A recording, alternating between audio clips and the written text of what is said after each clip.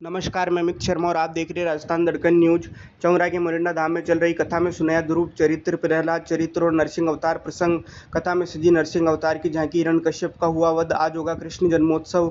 घर की बहू यदि शिक्षित और संस्कारी है तो पूरे घर को स्वर्ग बना देती है। दिनकर महाराज कस्बे के गुड्डा रोड स्थित पलटू दास अखाड़ा पंचमुखी हनुमान मंदिर में चल रही श्रीमद् भागवत कथा में शनिवार को प्रहलाद चरित्र और नरसिंह अवतार प्रसंग सुनाया गया।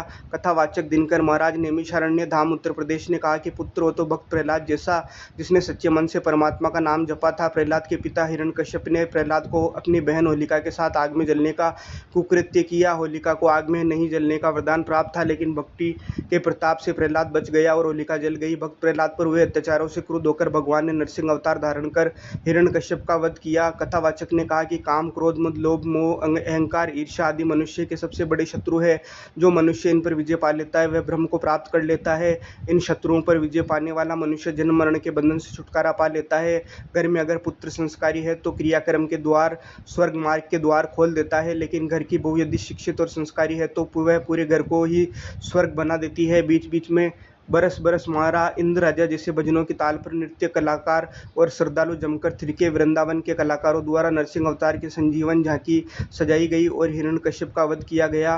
कथा के यजमानों द्वारा व्यासपीठ की पूजा अर्चना की गई। महाआरती के पश्चात महेंद्र सिंह शेखावत और अतुल शर्मा ने उपस्थित श्रद्धालुओं को रसगुल्ले का प्रसाद वितरित किया।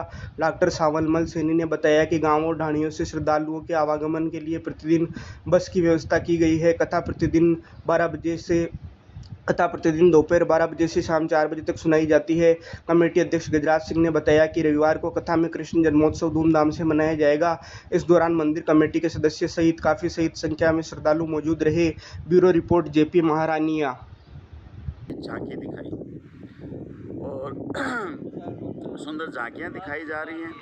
कल कृष्ण जन्म उत्सव है, तो सभी से ये निवेदन है कि आओ सभी लोग और समय से आओ और कृष्ण जन्म उत्सव में सभी शामिल हो। बढ़िया से बढ़िया आयोजन चल रहा है मोरिंडा धाम में। यह आयोजन आप सभी का है। आप सभी आकर के इस आयोजन को और सुंदर बनाओ। सभी पधारो। दूर दूर से अच्छे कलाकार आए हुए हैं। सुजानगढ़ से हमारे बिहारी जी आए हुए हैं, भोमा जी आए हुए हैं और बिहारी जी का भी बहुत सुंदर प्रस्तुतियाँ दे रहे हैं। आज भी उनके भजनों के ऊपर खूब बढ़िया नृत्य किया माता बहनों ने, भाइयों ने, सब ने।